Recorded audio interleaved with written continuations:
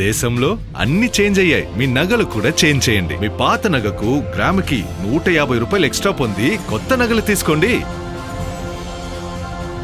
అదే తక్కువ తరుగుకు మీ లలితలో మాత్రమే.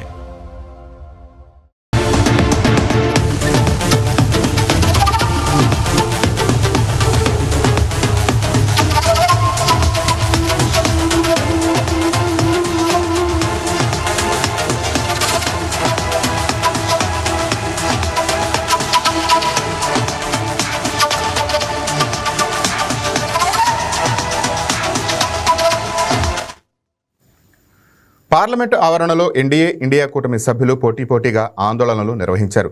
తమ డిమాండ్లను వినిపిస్తూ ప్లకార్డులను సైతం ప్రదర్శించారు. పోటాపోటీ ఆందోళనతో అక్కడ ఉద్రిక్త పరిస్థితులు నెలకొన్నాయి. విపక్షాల ఆందోళనలో కాంగ్రెస్ అగ్రనేతలు సోనియా గాంధీ, రాహుల్ గాంధీ, ప్రియాంక గాంధీ, సమాజ్వాదీ చీఫ్ అఖిలేష్ యాదవ్ పాల్గొని నిరసన వ్యక్తం చేశారు.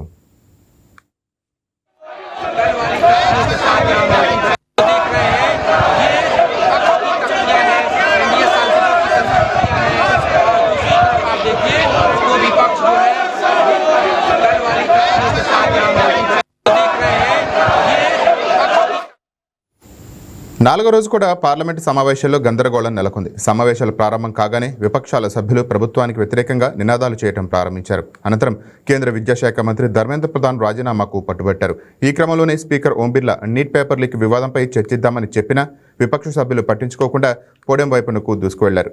ఒక దశలో అధికార విపక్షాల మధ్య పోటాపోటీ నినాదాలు సభలో హోరెత్తాయి. దీంతో స్పీకర్ సభను వాయిదా వేశారు. ఆ తర్వాత రాజ్యసభలో కూడా గందరగోళ నేపథ్యంలో సభ వాయిదా పడింది.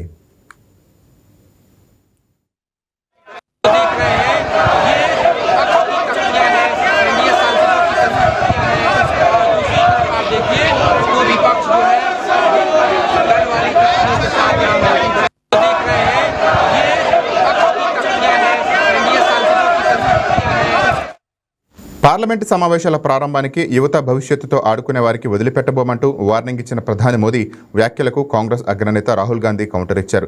దేశ యువత భవిష్యత్తుకు హాని చేసిందే ప్రధాని మోదీ అంటూ ఘాటు విమర్శలు గుప్పించారు. దేశ విద్యా వ్యవస్థను పూర్తిగా ధ్వంసం చేసేందుకు కేంద్ర ప్రభుత్వం అవకాశం కల్పించిందని ఆరోపించారు. ఇందుకు బాధ్యులైన వారిని రక్షించినందుకు పేర్కొన్నారు. విద్యార్థుల డిమాండ్లు స్పష్టంగా ఉన్నాయని రాహుల్ పేర్కొన్నారు. కేంద్ర విద్యాశాఖ మంత్రి ధర్మేంద్ర ప్రధాన్ను వెంటనే పదవి నుంచి తొలగించాలని డిమాండ్ చేశారు. అలాగే విద్యార్థులకు ప్రభుత్వం బహిరంగ క్షమాపణ చెప్పాలని, జంతర్ మంతర్లో ఆందోళన చేసిన విద్యార్థులపై దాడికి పాల్పడిన వారిపైన కఠిన చర్యలు తీసుకోవాలని కోరారు.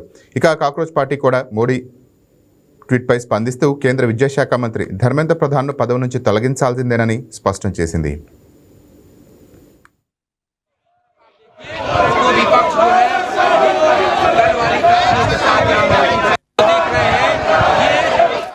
నీట్ పేపర్ లీక్ కేసులో వేగవంతమైన విచారణ కోసం ఫాస్ట్ ట్రాక్ కోర్టులు ఏర్పాటు చేస్తామని అంతకుముందు మోదీ ఎక్స్ వేదికగా ప్రకటించారు. యువత భవిష్యత్తు ఆడుకునే వారిని వదిలిపెట్టబోమని పేర్కొన్నారు. మోడీ స్పందించిన వెంటనే రాహుల్ గాంధీ కౌంటర్ ఇవ్వడం రాజకీయ ప్రాధాన్యత సంతరించుకుంది.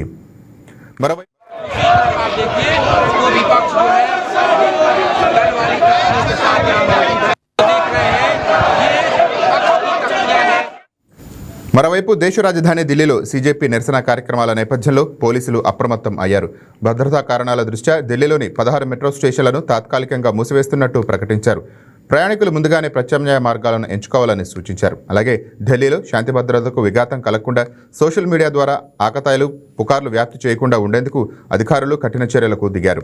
జంతర్ మంతర్ పరిసర ప్రాంతాల్లో ఇంటర్నెట్ సేవలను తాత్కాలికంగా నిలిపివేస్తూ ఆంక్షలు విధించారు. మరోవైపు పార్లమెంటు దగ్గర కూడా భద్రతా బలగాలు భారీగా మోహరించాయి. పార్లమెంటుకు వెళ్లే దారులని దిగ్బంధం చేశారు.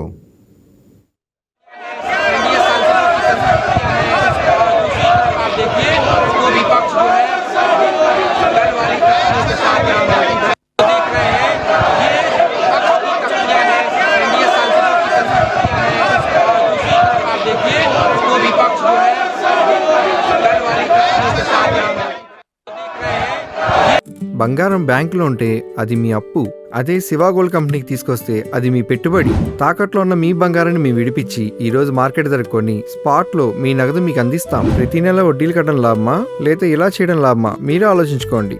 శివ గోల్డ్ కంపెనీ, అప్పులేని ఆనందకరమైన రేపటికి సరికొత్త మార్గం.